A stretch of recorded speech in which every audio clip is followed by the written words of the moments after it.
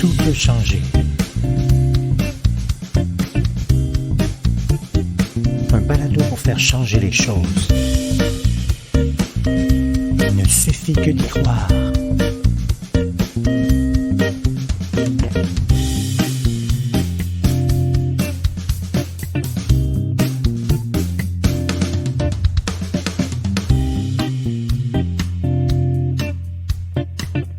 Tout peut changer, tout peut changer. Je suis Mylène Sauvé. Je vous souhaite la bienvenue dans mon podcast pour faire changer les choses. Tout peut changer. Tout peut changer, il suffit d'y croire.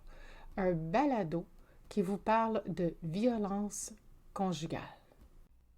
Bienvenue dans mon épisode 4 de ma saison 3 de Tout peut changer.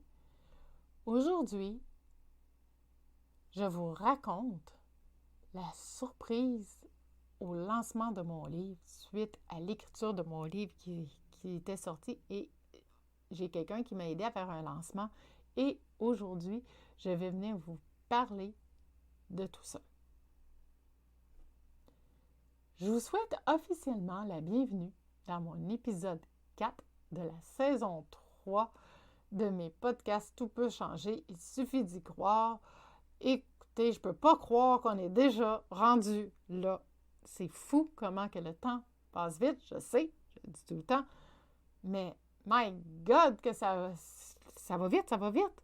Puis aujourd'hui, je vous partage vraiment une belle victoire, une belle surprise que j'ai eue au moment du lancement de mon livre. Parce que, oui, on en a des victoires, même quand on est en train de vivre des situations un petit peu plus négatives, on en a des victoires. Et c'est le fun d'aller les voir, de les reconnaître et de s'en rendre compte. Ça nous permet, dans ce temps-là, il me semble, je ne sais pas pour vous, mais il me semble que quand on s'en rend compte, qu'on est plus...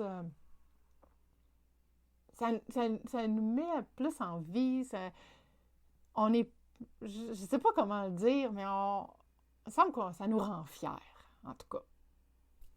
Puis si jamais vous n'avez pas écouté mes autres épisodes de saison 1, saison 2, je vous invite à aller les découvrir.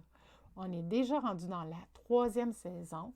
Ça va être la dernière de Tout peut changer. Puis, je vous invite à vous abonner à mon infolette de mon podcast pour rester à l'affût de tout ce qui va s'en venir. Parce que oui, Tout peut changer sur ce format-là va se terminer parce que j'avais fait ça en 3 saisons, 7 épisodes sur 3 saisons. 3 saisons avec 7 épisodes dans chacun. Et on va dire ça dans le bon ordre. Et puis là, on va aller vers autre chose. Vous allez voir, on va aller plus vers... comme là, vous allez voir la reconstruction. Là, on va aller plus loin dans la reconstruction dans les prochaines choses. C'est le prochain type d'épisode, vous allez voir. J'en dis pas plus. Je vais juste vous dire ça pour vous donner un petit teaser. C'est qu'on va continuer, on va pousser l'expérience de la reconstruction, toujours dans l'optique d'aider les victimes à devenir des survivantes et de véritables guerrières pour pouvoir reprendre le pouvoir sur leur vie et pourquoi pas renaître et renaître au goût du jour et redevenir devenir une meilleure version de soi-même. Donc, je vous invite vraiment à rester à l'écoute parce que vous allez voir, dans le sens que je viens de dire là, je dis que je n'en disais pas plus, mais écoutez, j'ai goût de vous en dire un petit peu plus. Mais vraiment, vous allez voir, j'en dis une petite affaire de plus, mais pas tant. Fait que, pourquoi je vous dis de rester à l'écoute? C'est parce que je vais faire une transition naturelle vers le domaine énergétique. OK? Pour pouvoir vous aider à mieux vous redécouvrir. Puis ce que je peux vous dire, sans dévoiler de punch, c'est que ça pourrait aider les survivantes dans leur cheminement personnel. Aujourd'hui, je réalise que si j'avais eu ces outils-là bien avant ça, ça m'aurait aidé à passer peut-être un peu plus vite à travers ce que j'avais à ce moment-là que j'étais en train de vivre dans ma vie, les épreuves avec le père de mon enfant. Mais comme on dit, tout arrive à point à qui sait attendre. Puis une autre affaire que j'ai compris aussi avec le temps, c'est que chaque chose qui nous arrive dans notre vie arrive à un moment précis pour nous faire avancer un peu plus chaque jour. Alors, ces outils que j'ai découverts, je vais vous les partager dans un prochain concept de podcast qui sera comme une suite logique de ce que je suis en train de faire en ce moment. Puis ça, ces outils-là que je vais venir vous partager, c'est des outils qui me sont arrivés plus tard dans ma vie. Puis, honnêtement, c'est correct comme ça. Parce que c'est de cette façon-là que les choses devaient arriver. Pas avant, juste à ce moment-là. Et honnêtement, avec tout mon cheminement personnel que j'ai fait au cours des 14 dernières années, les 15 dernières années, probablement que j'étais pas prête à recevoir ces nouvelles connaissances-là. Donc, tout est correct. Maintenant, on va revenir à notre sujet du jour. La surprise à mon lancement de livre.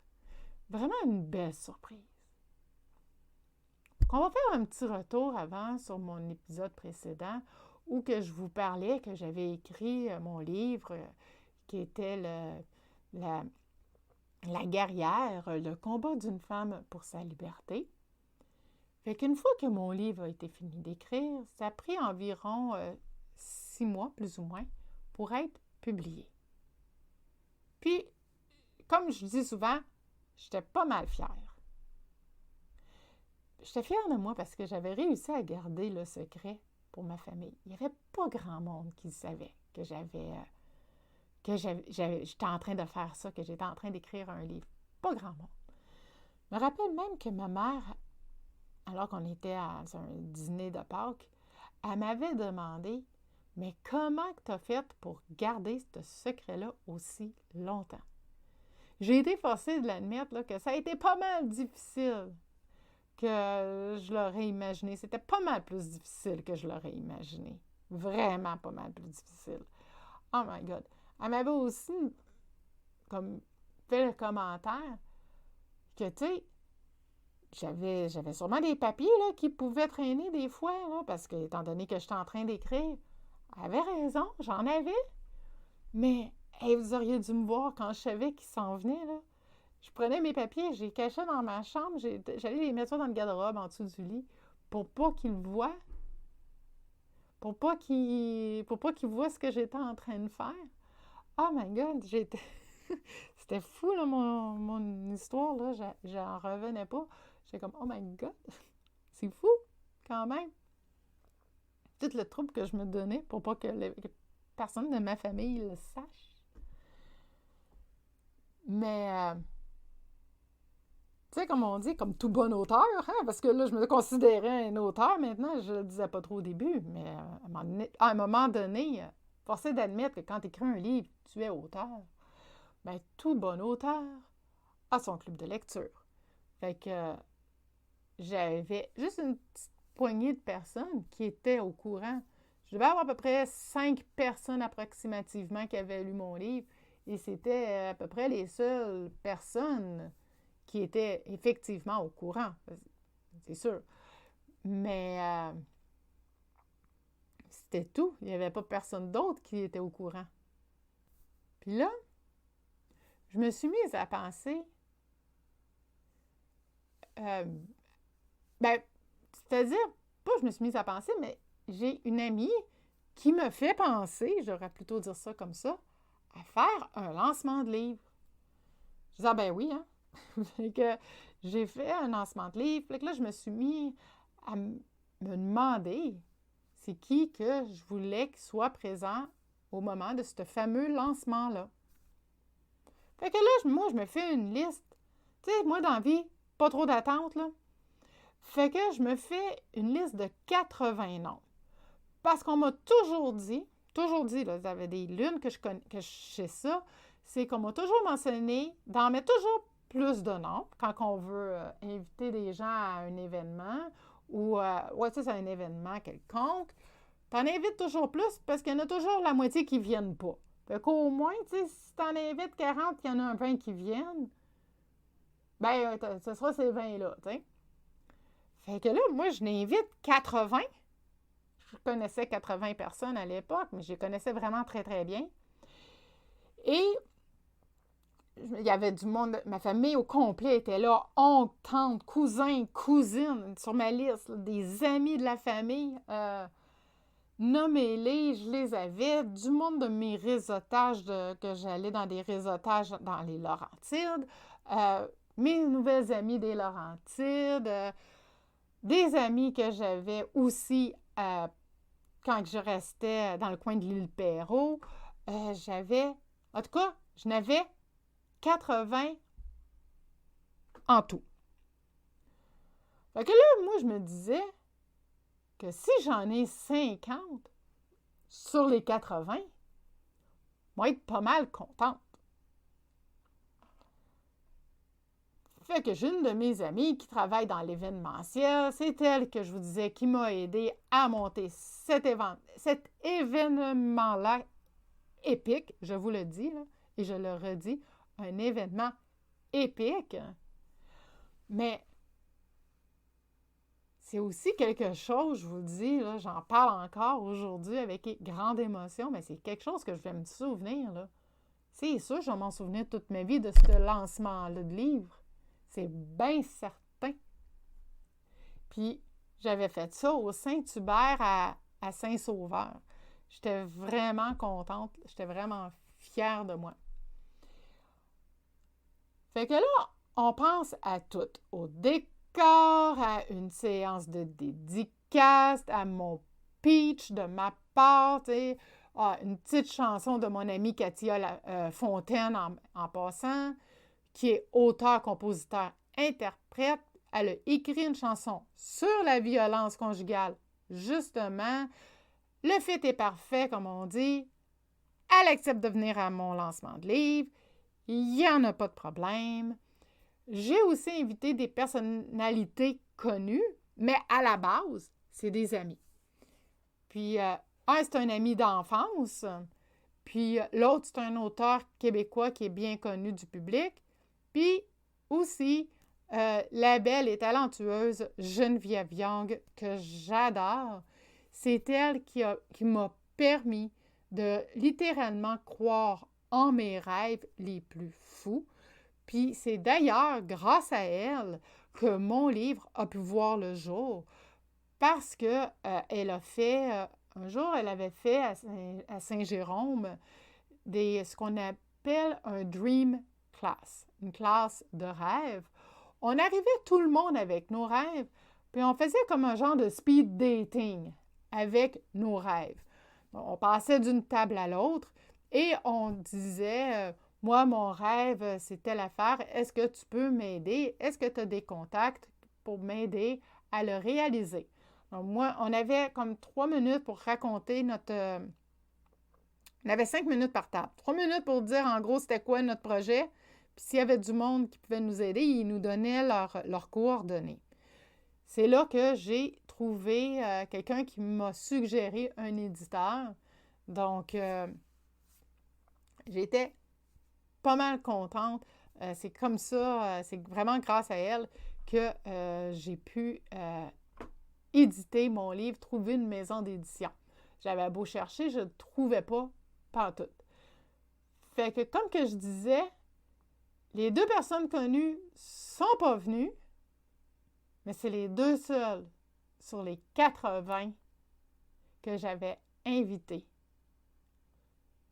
T'as bien entendu, il y a juste 2 qui ne sont pas présentés.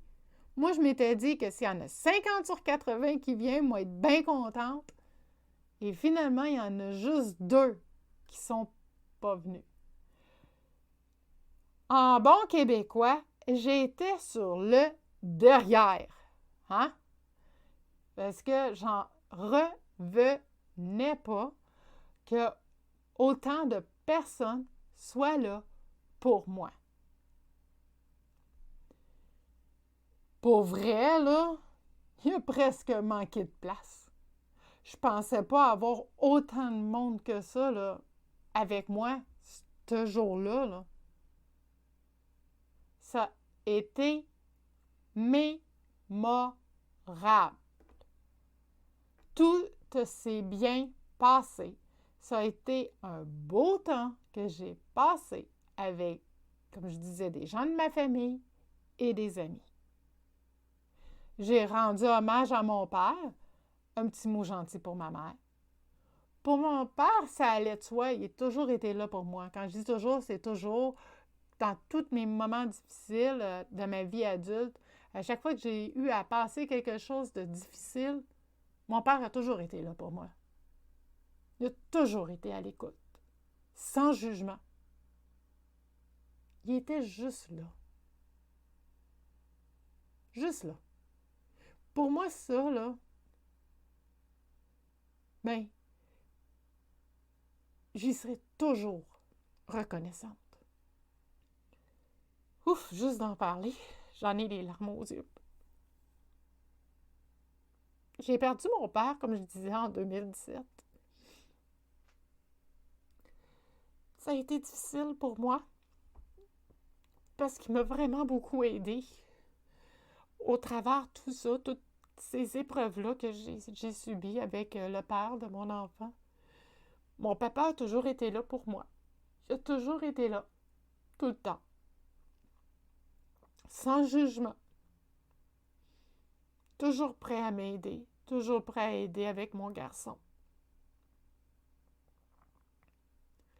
Le fait de le perdre en 2017, ça a été vraiment une grosse perte.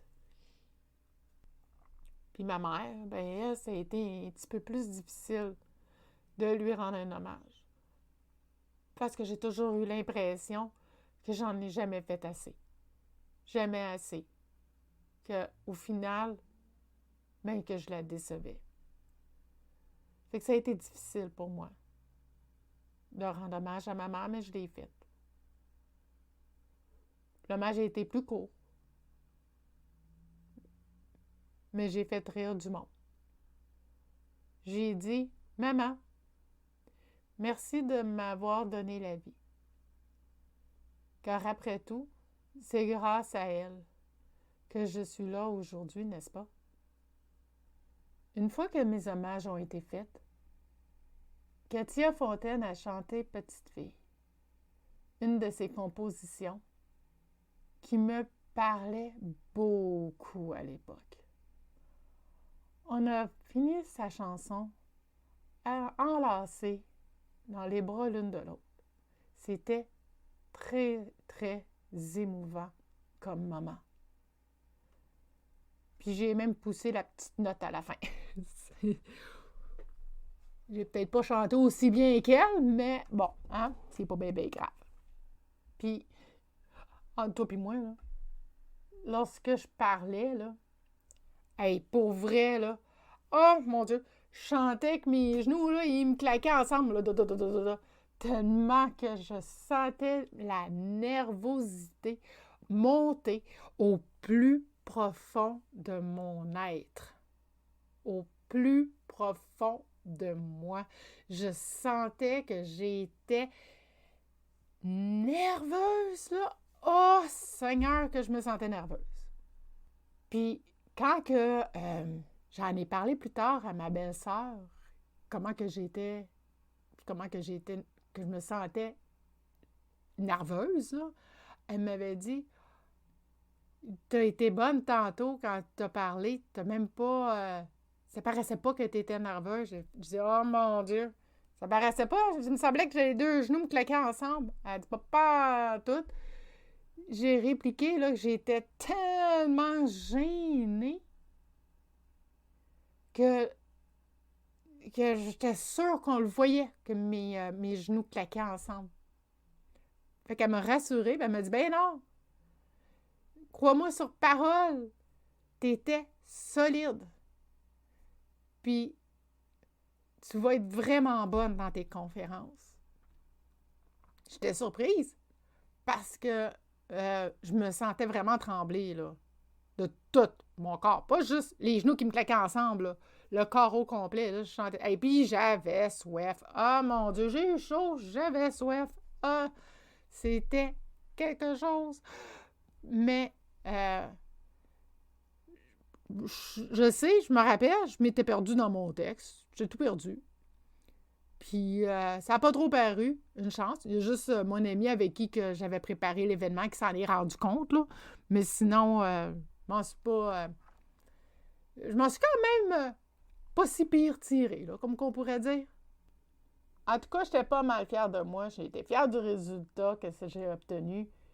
Puis grâce à ce lancement-là, je savais que je pouvais maintenant parler devant le public, puis faire mes conférences comme que je voulais tant faire, puis d'essayer de changer les choses, une conférence à la fois, une victime à la fois.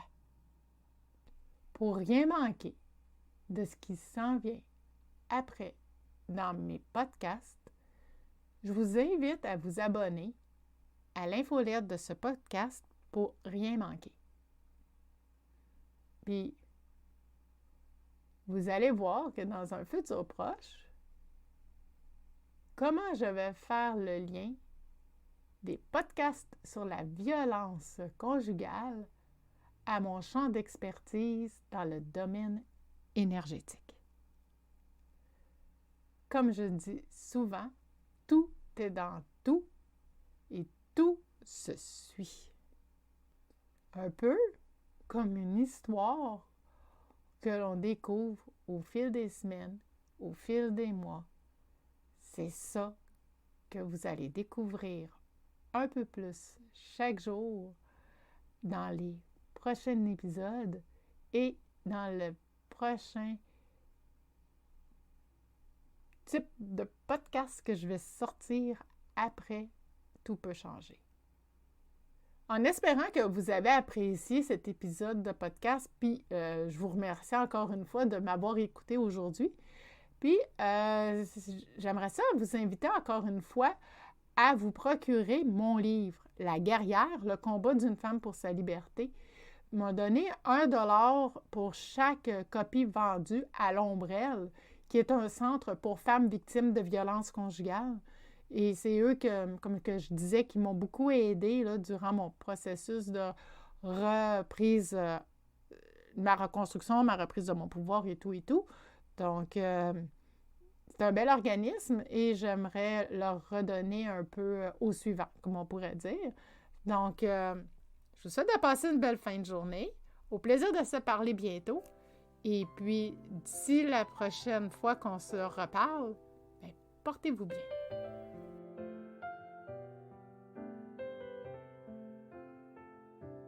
À tous ces êtres qui ont survécu, à tous ces gens non reconnus qui veulent de l'amour sans retenue, avec un cœur qu'on a détenu. T'as pas choisi cette destinée, une vie sombre sans demander. Faut du courage pour passer ça. tu n'es pas seul dans ce combat. Changer